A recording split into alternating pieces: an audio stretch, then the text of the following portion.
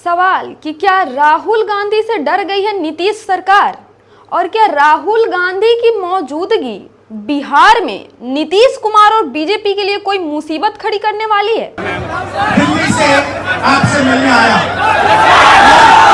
और मेरा लक्ष्य सिर्फ ये था कि मैं आपसे बात करूं, मैं आपसे बात करूं जो मेरे दिल में है मैं आपको कह दूं और जो आपके दिल में है वो आप मुझे कह दो। मगर प्रशासन ने मुझे पूरी तरह रोकने की कोशिश की, बैरियर लगाया और मैं पीछे के रास्ते से आपके यहाँ आ गया।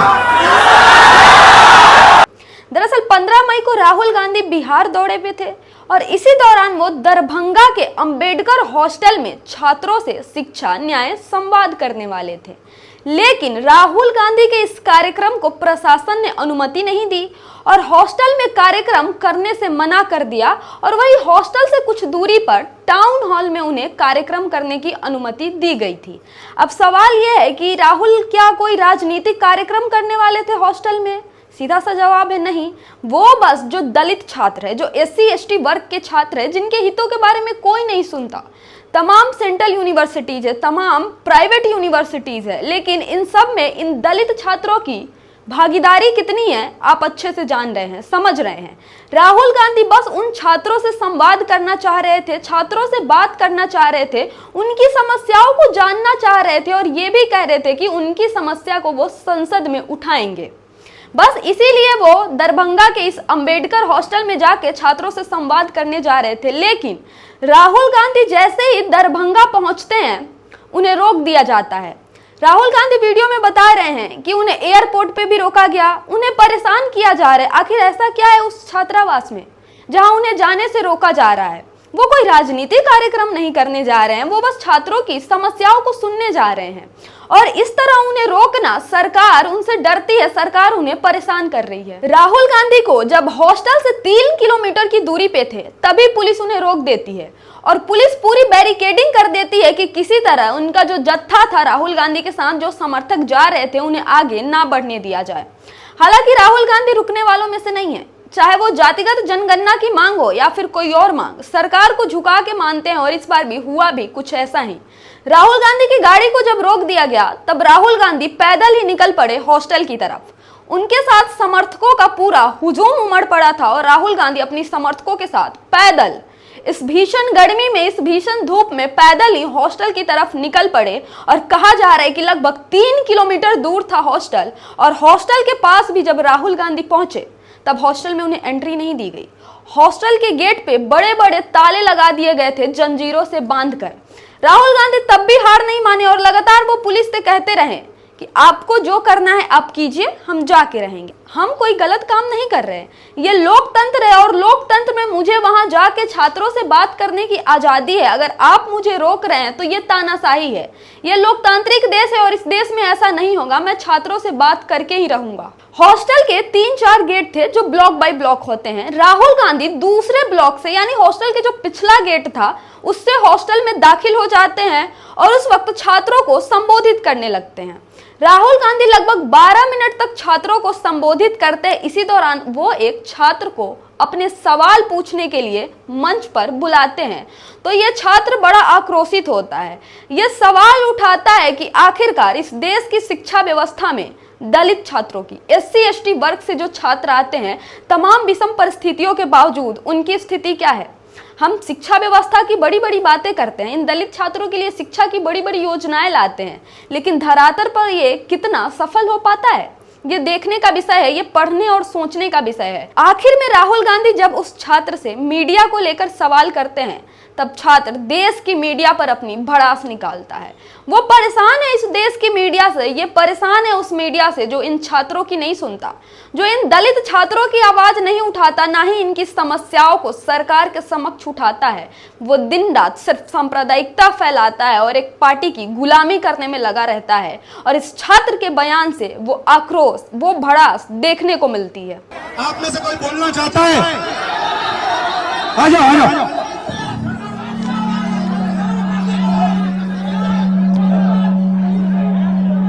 आपका नाम?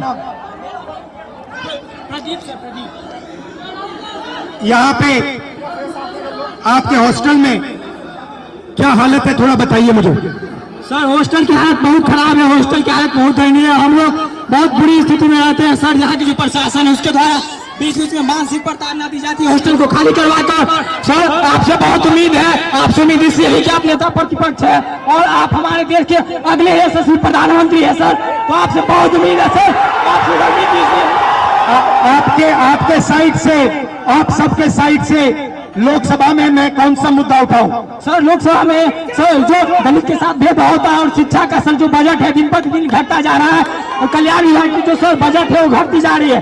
दलित की शिक्षा तो सर दलित की शिक्षा योजना स्तर पे मिलती है लेकिन उसको जमीनी स्तर पे नहीं मिलती है सर। ये जो नई शिक्षा नीति है इसमें सर दलित विरोधी है, इसको डिजिटलाइज करने की बात की जा रही है, जबकि हमारे समाज में सर बहुत से लोग डिजिटल से बहुत दूर है, उनको डिजिटल का डी भी नहीं पता है। तो उसके लिए सर कुछ किया जाए और जमीनी स्तर पे किया जाए सर। आपसे उम्मीद है सर, आप कर सकते हैं सर। ये जो पूरा शिक्षा का सिस्टम और स्वास्थ्य का सिस्टम प्राइवेटाइज हो रहा है, इसके बारे में आप क्या सोचते हो? सर ये सर प्राइवेटाइज करने का सर ये सरकार की जो मंशा है सर, उसे SC/ST को दूर रखा जाए सिस्टम से सर। हम लोग शुरू से सिस्टम से दूर है, न हमारा मीडिया में कोई है, न हमारा उद्योगपति कोई है, न हमारा बड़ा बड़ा ब्यूरोक्रेट्स में कोई है। तो सर हम लोग को जो उसमें भागीदारी है वो देनी चाहिए सरकार को। मीडिया के बारे में बताइए थोड़ा। सर जो मीडिया गोदी मीडिया है, गोदी मीडिया से हम लोग को दिखाती नहीं है, हमारा लोग मेन स्ट्रीम मीडिया में है नहीं, तो हम लोग चाहते हैं कि हम लोग कभी मीडिया में प्रतिनिधित्व हो।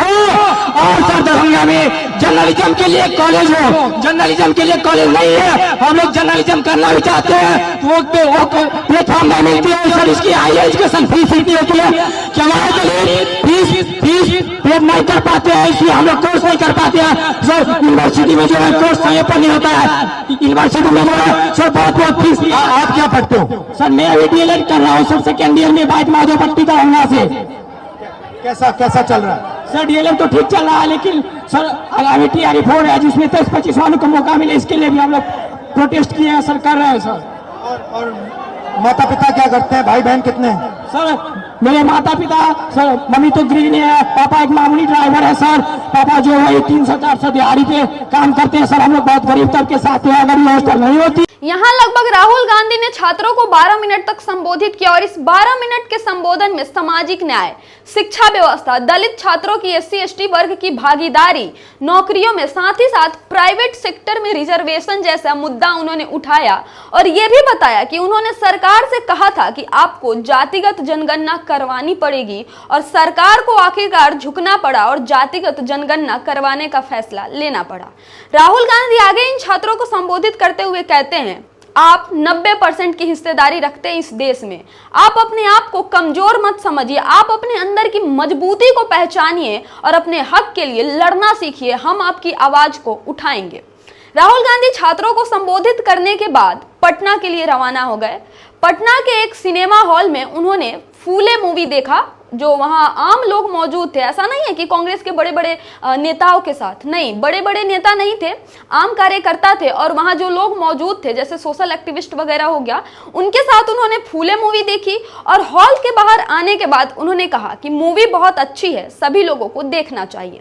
इसी बीच ये खबर निकल के आई कि राहुल गांधी पर आदेश न मानने के कारण FIR दर्ज करा दी गई है। राहुल गांधी को अंबेडकर हॉस्टल में जाकर संबोधित करने का छात्रों को कोई परमिशन नहीं मिला था और इसके बावजूद भी वो हॉस्टल में गए। लाख सरकार महकमे के पुलिस लगाने के बावजूद भी राहुल गांधी हॉस्टल तक गए और छात्रों तक अपनी बात पहुंचाई, जिसके लिए उनके ऊपर FIR हो गया। और जब पत्रकारों ने पूछा कि आपके ऊपर तो FIR दर्ज करा दी गई है, तब राहुल गांधी ने बड़े ही गर्मजोशी के साथ कहा कि ये FIR नहीं है, ये मेरे लिए मेडल के समान है। उनका काम था मुझे रोकना और मेरा काम था छात्रों से मिलना, वो मैंने अपना काम किया, उन्होंने अपनी ड्यूटी निभाई। ये एक समझदारी होती है मैच्योर नेता की। उन्होंने कहा कि ये FIR मेरे लिए मेडल के समान है। अब सवाल यह है कि आखिरकार ऐसा क्या था अंबेडकर हॉस्टल में कि राहुल गांधी को जाने से रोका जा रहा था? अगर वो छात्रों से बात कर लेते तो उससे क्या बिगड़ जाता? कोई राजनीतिक कार्यक्रम तो नहीं था। आपको बताया जा रहा है उस हॉस्टल में 500 से 600 छात्र, दलित छात्र रहते थे। अब सवाल ये है कि पिछले कुछ महीनों का सिलसिला अगर हम देखें तो कांग्रेस लगातार बिहार में अपना दबदबा बढ़ाए जा रही है। जिस तरह कन्हैया कुमार की पलायन रोको नौकरी दो यात्रा हुई पूरे बिहार भर में और युवाओं को जागरूक किया गया पलायन जैसी समस्या को लेकर और सरकार के समक्ष युवाओं को नौकरी देने जैसी तमाम मांगे रखी गई, उसके बाद लगातार राहुल गांधी का बिहार दौरा, क्या ये नीतीश कुमार और बीजेपी के लिए खतरे की घंटी है? क्या नीतीश कुमार और बीजेपी को यह आभास होने लगा है कि कांग्रेस का यह बढ़ता रुतबा बिहार में उनके लिए खतरे की घंटी हो सकती है? क्या उन्हें चुनाव में नुकसान पहुंचा सकता है और जो राहुल गांधी की लोकप्रियता है वो कहीं ना कहीं नीतीश कुमार पर और बीजेपी के नेताओं पर भारी पड़ने वाली है? इसी वजह से वो राहुल गांधी को अंबेडकर छात्रावास जाने से रोक रहे थे और तमाम चीजें जो हमें कल देखने को मिली वो सारी चीजें बिहार में हुई।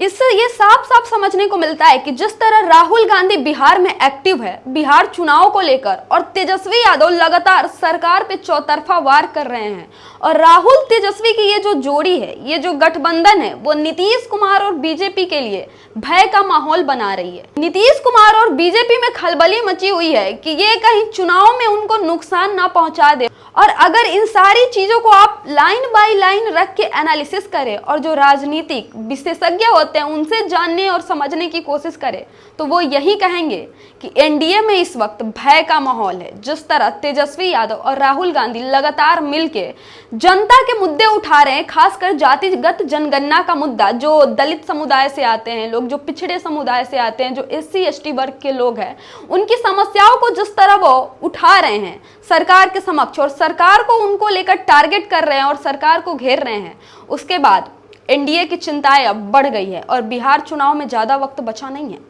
वैसे इस खबर पे आपकी क्या राय है हमें कमेंट करके जरूर बताएं और ये भी बताएं कि क्या राहुल गांधी की लोकप्रियता से एनडीए सरकार में खलबली मची हुई है।